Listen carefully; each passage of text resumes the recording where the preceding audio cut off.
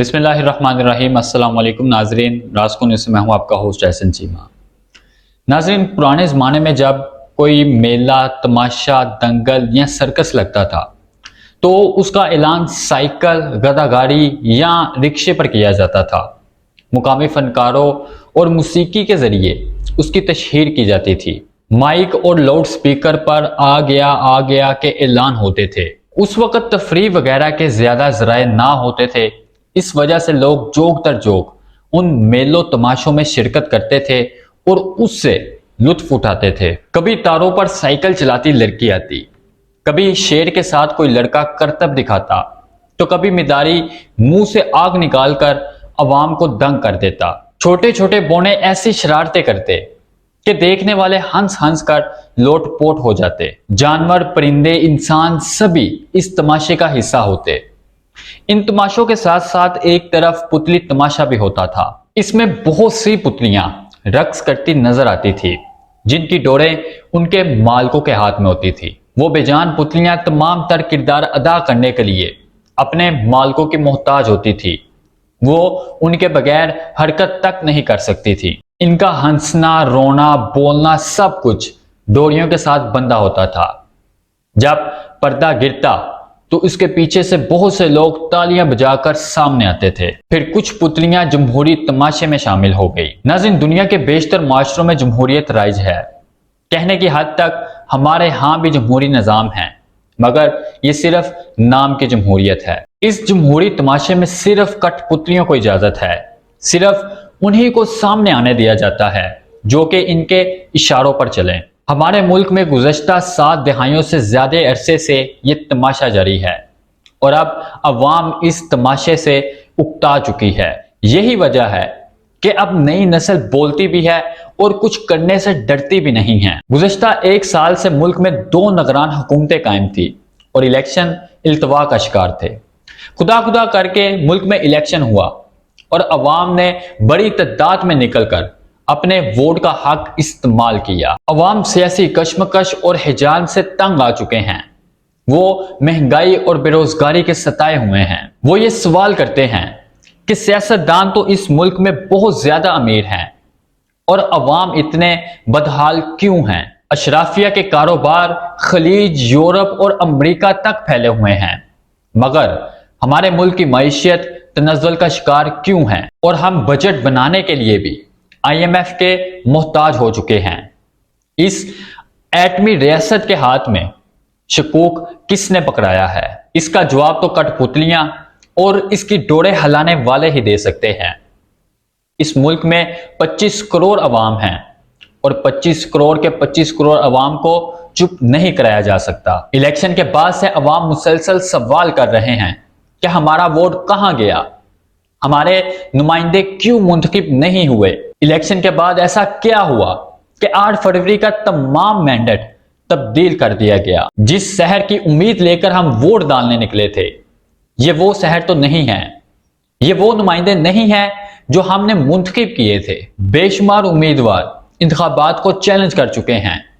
मुल्क भर में धांधली का शोर मचा हुआ है। कई शहरों में धांधली के खिलाफ धरने भी दिए जा रहे हैं। बहुत से उम्मीदवार ऐसे हैं जो कि फॉर्म 45 लेकर फिर रहे हैं, मगर कोई भी इस मुल्क में उनकी बात सुनने को तैयार नहीं है। कुछ भी समझ नहीं आ रही कि इन हालात में मुल्क का निजाम कैसे चलेगा। कोई भी निजाम अवामी राय और अवामी मैंडेट को तब्दील करके नहीं चल सकता। ऐसे तजर्बे पहले भी हो चुके हैं और पहले भी इनके नताइज मुस्बत नहीं निकले और अब जो इम्कान नजर आ रहा है, आगे चलकर भी इसका कोई मुस्बत नतीजा नहीं निकलेगा। अब एक उम्मीद जागी है कि कोई तो इन उलझी हुई डोरियों को सुलझाएगा और इन कठपुतलियों को आजाद कर देगा। इस सब के लिए जरूरी है कि अवामी मैंडेट का एहतराम करते हुए उनकी वो नशिस्तें वापस कर दी जाए जिन उम्मीदवारों ने अवाम के वोट की ताकत से जीती थी। बचपन में कुछ ऐसे जिद्दी बच्चे होते थे जो लूडो में हार के वक्त पूरी लूडो को उल्टा देते थे या फिर क्रिकेट में आउट होने के बाद बल्ला लेकर भाग जाते थे। लगता है कि इस वक्त भी हमारे जमहूरी निजाम में कुछ ऐसे जिद्दी बच्चे आगे हैं जो किसी दूसरे की जीत اور شراکت داری کو پسند نہیں کرتے۔ وہ اپنی انا اور تسکین کے علاوہ کسی دوسرے کے بارے میں سوچتے بھی نہیں ہیں۔ ہم ایک جمہوری معاشرے میں رہتے ہیں، کسی مطلق العنانیت یا بادشاہت میں نہیں۔ ہمیں عوام کی رائے کو مقدم رکھنا ہوگا اور ان کے اصل امیدواروں کو ان کا حق دینا ہوگا۔ ایک بار پھر پی ڈی ایم 2 کو عوام پر مسلط کیا جا رہا ہے۔ یہ عوامی مینڈیٹ کی کھلی توہین ہے۔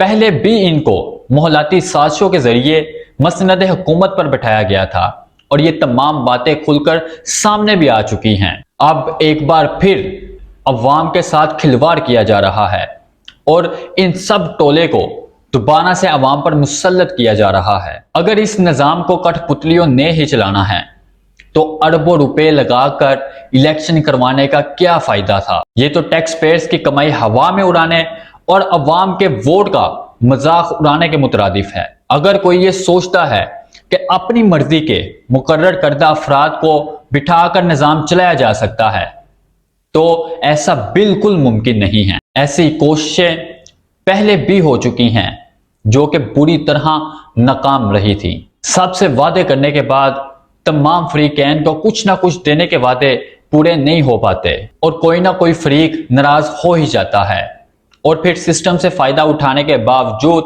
اس کے خلاف بول پڑتا ہے اور پھر کئی رازوں سے پردہ اٹھتا ہے۔ کچھ روز قبل ہم یہ دیکھ چکے ہیں کہ ایک سیاستدان جو گزشتہ 40 سال سے کسی نہ کسی طور پر اقتدار کا حصہ رہے ہیں، اس بار وعدے پورے نہ ہونے پر ایسے ناراض ہوئے کہ سب کچھ کھول کر رکھ دیا کہ اپریل 2022 میں حکومت کیسے تبدیل ہوئی۔ مزید لوگ ناراض ہو گئے تو مزید حقائق سامنے آئیں گے۔ پھر کیا ہوگا؟ کٹھ پتلیوں کی ڈوریاں جن ہاتھوں میں ہیں انہی ہاتھوں میں یہ ڈوریاں الجھ جائیں گی، پھر ہاتھ چھڑانا مشکل ہو جائے گا۔ اس سب کا صرف ایک ہی حل ہے کہ اقتدار حقیقی عوامی نمائندوں کے حوالے کیا جائے اور جمہوریت کے نام پر جاری یہ تمام تر کٹھ پتلی تماشا بند کیا جائے۔ آج کے ٹیکنالوجی، انٹرنیٹ، اے آئی اور سوشل میڈیا کے دور میں ویسے بھی یہ کٹھ پتلی تماشا زیادہ دیر تک نہیں چل سکتا۔ جن لوگوں کو زبردستی ہرانے کی کوشش کی جا رہی ہے انہوں نے تمام تر ثبوت عالمی میڈیا کے سامنے رکھ دیے ہیں۔ کیا جیتنے والے بھی اپنے اپنے شواہد سامنے لائیں گے؟